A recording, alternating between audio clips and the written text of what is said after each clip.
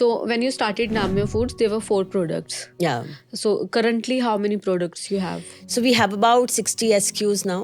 wow. And of course start तो इसी intention से किया था कि ये जो भी लाइफस्टाइल प्रॉब्लम्स हैं जो सडनली इतनी बड़ी हो गई हैं, राइट, बीपी, कोलेस्ट्रॉल, थायराइड, इनको सॉल्व करने का, जब तक ये कोई बड़ी बीमारी नहीं बन जाती हैं, क्या उससे पहले हम रोक सकते हैं. I think that was the basic core idea, और उसकी वजह से हमने फिर कुछ प्रोडक्ट्स निकाले.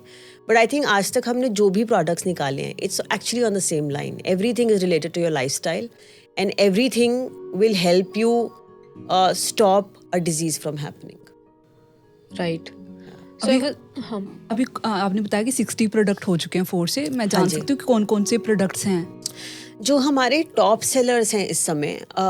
सबसे ज़्यादा जो प्रोडक्ट अभी आई थिंक सेल आउट होता है, इट इज़ फॉर लिवर.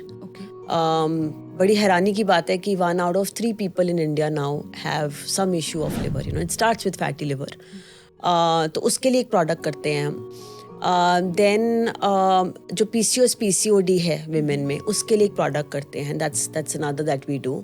फिर डायबिटीज़ के लिए कुछ करते हैं, बीपी कोलेस्ट्रॉल के लिए करते हैं, थायराइड के लिए कुछ करते हैं हम, लंग्स के लिए कुछ करते हैं, एंड ऐसे बहुत सारे और भी प्रोडक्ट्स हैं जो हम करते हैं. मुझे आपकी एक बात बहुत अच्छी लगी, आपने कहा कि डिसीज आने से पहले अपनी बॉडी को क्योर रखो ताकि वो आपको आए ही ना. जी. अगर मैं एज अ कॉमन पर्सन जानना चाहूँ कि मुझे अब फिट रहना है, तो मतलब मुझे क्या लेना चाहिए? देखो हर एक टी अलग है. आपने बोला एक PCOD की है, एक थायराइड की है, एक लीवर की है, मुझे नहीं पता.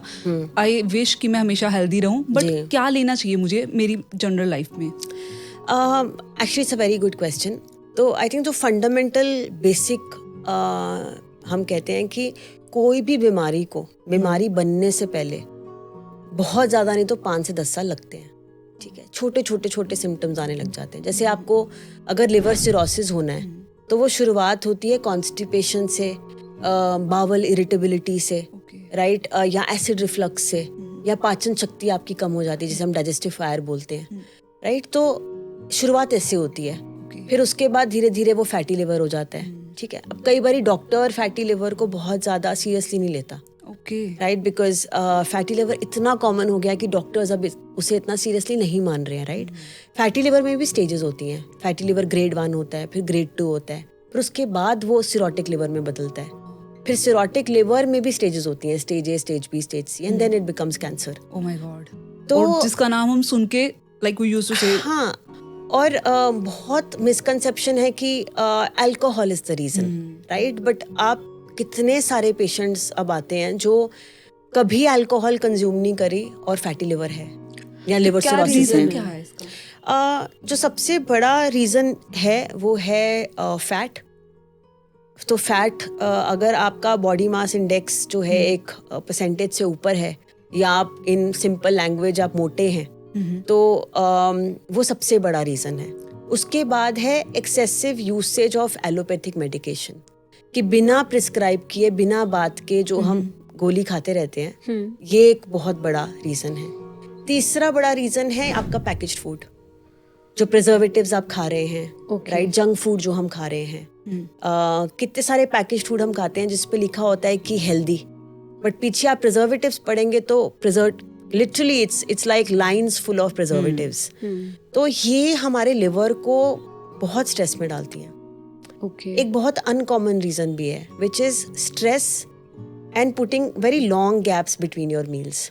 कि पूरा दिन आप भूखे पेट हैं और फिर सडनली रात को आपने पेट भर लिया 5-6 रोटी के साथ, और बाहर आपने चिकन खा लिया, और आपने पूरा दिन कुछ नहीं खाया, और फिर आप पूरा दिन स्ट्रेस में रह रहे हैं, या अगर आप बहुत ज़्यादा एंगर में रहते हैं. ये भी सारी चीज़ें जो हैं, सारे अनरिजॉल्व्ड इमोशंस भी लिवर के ऊपर सेटल होते हैं. तो ये बहुत सारी ऐसे फैक्टर्स हैं.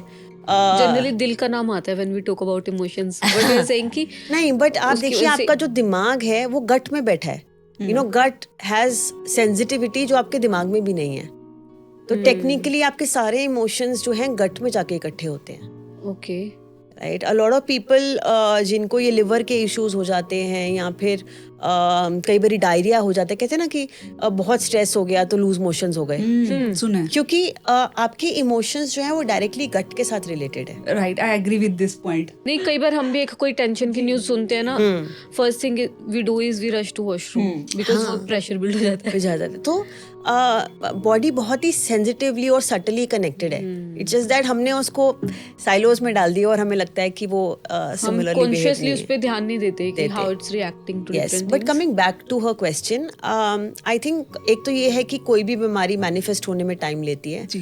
तो अगर आपको लग रहा है कि कुछ सिम्टम्स हैं आपको किसी तरीके के, और अगर आपने जो एक बेसिक ब्लड टेस्ट करवाते हैं हर 6 महीने या 1 साल में, तो सबको ही करवाना चाहिए.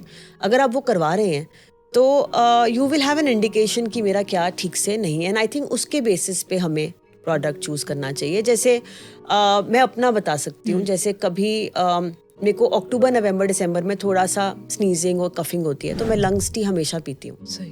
राइट. जैसे जिन दिनों मैं स्ट्रेस से निकल रही होती हूँ उस दिन मैं अपनी पीसीओएस पीसीओडी वाली चाय जरूर पीती हूँ, बिकॉज मुझे पता है मेरे पीरियड्स डायरेक्टली लिंक्ड हैं मेरे स्ट्रेस के साथ. दीदी, जैसे आपको इस चीज की नॉलेज है आयुर्वेदा की, आप आराम से बता पा रहे हैं. जी. हमारे जैसे लोग जिनको इतना पता ही नहीं है कि लेट्स सपोज मैं अभी स्ट्रेस में हूँ, मुझे पता है I am not very conscious about the, अभी काम पे पूरा फोकस नहीं दे पा रही, बट मुझे कैसे पता लगेगा I should select that product? मेरे लिए थोड़ा वो. तो वैसे तो अगर आप जब हमें रीच आउट करते हैं, there is a proper customer care support. ठीक है. पूरा असिस्टेंस देते हैं हम कि अगर आपको ये सिम्टम्स हैं, we go on to the extent of asking for reports, medical reports, and not charging anything for consulting on that as well. हम कितनी बार फ्री आपको बता देते हैं कि आपको क्या खाना चाहिए क्या नहीं खाना चाहिए, बट क्योंकि हमें पर्सनली ऐसा लगता है कि ये सारी चीज़ों पे चार्ज नहीं होना चाहिए, क्योंकि दादी नानी तो हमेशा बता रहे थे. अमेजिंग यार, that's so good really. Yeah, because I think the basic of food still lies with what we were eating maybe 50 years ago. जी. Right? It's just that adulteration has happened so much, and नए logics निकल रहे हैं क्या खाना चाहिए. किसी 5 साल में हमें लगता है कि हमें प्रोटीन बहुत खा लेना चाहिए, किन्हीं 5 साल में लगता है कि हमें घी फैट कर रहा है, अब हमें घी अच्छा कर रहा है. राइट. सो ये कौन, this is a very different dynamic that is operating our minds.